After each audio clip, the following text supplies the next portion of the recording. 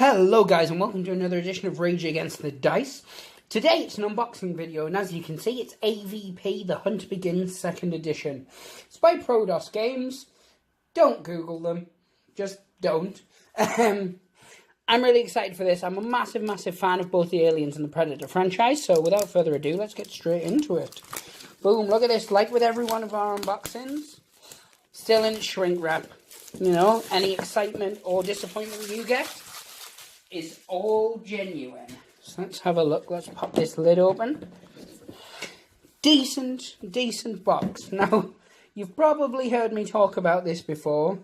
Good stock cardboard, and you get flimsier cardboard for the tokens, but maybe they don't need to be as strong. What looks like the walkways and stuff like this. If these aren't good enough, I'll just use the ones from Space Hulk. So you get the rulebook itself, which is a chunky size, good quality paper. You definitely we're going to be looking into this. And then you get a little about what other expansions you can get. Now this is something I think is really cool. You get the foam with it. And here you go.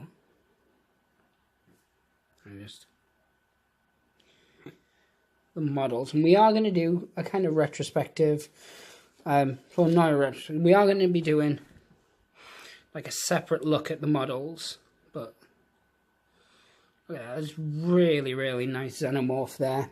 My Predator. People will want to see Predators. So I've always liked the Predator, but for me, Xenomorph was where it was at. But the detail on these is really nice. I'm really interested to see how their sizes match up. Obviously, we play things like 7TV and such like that, and if the Marines are a good size, they might be perfect. Little bits of flash under there that'll need cleaning up, but not a lot. So you can see you get the dice. Take these bits out and you get these little bits just to hold it in place, because as you're about to see, boom, more walkways and such underneath. So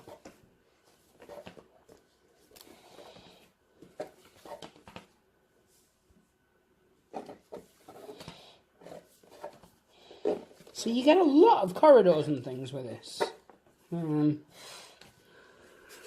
Get a little foam, and it's that kind of foam on top, hardback on the bottom, which I'm always a big fan of. You get the cards, and another deck of cards. Again, we're going to look at these in a bit more detail. Foam back on, and then all your bits go on top. So what we're going to do now is we're going to look at each model individually. So we'll look at the Aliens first, and then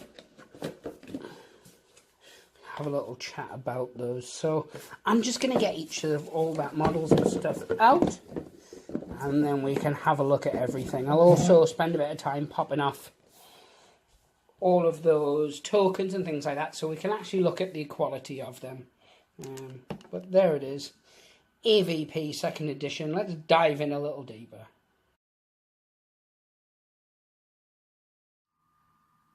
So what I decided to do was to just show you pictures of the models so I could talk over the top of them. Now, first thing I will say is the detail on them is exquisite, especially the Predators. I think they're fantastic. The detail around the chest and the weapons is brilliant. One thing I will say is a negative, and I want to get it out of the way really early so we can talk about the positives. The negatives are they're very frail. One of the Predator's blades was snapped off before I even began. As soon as I opened the box, I did notice it when we were doing that. And a couple of the guns as well had some damage from the Colonial Marines. When it came to the Aliens, I had one snapped finger. That was it. Not such a problem. I could glue it back on. But in terms of the detail and the fun factor on painting them, I'm halfway through painting the Aliens, and I'm really enjoying it.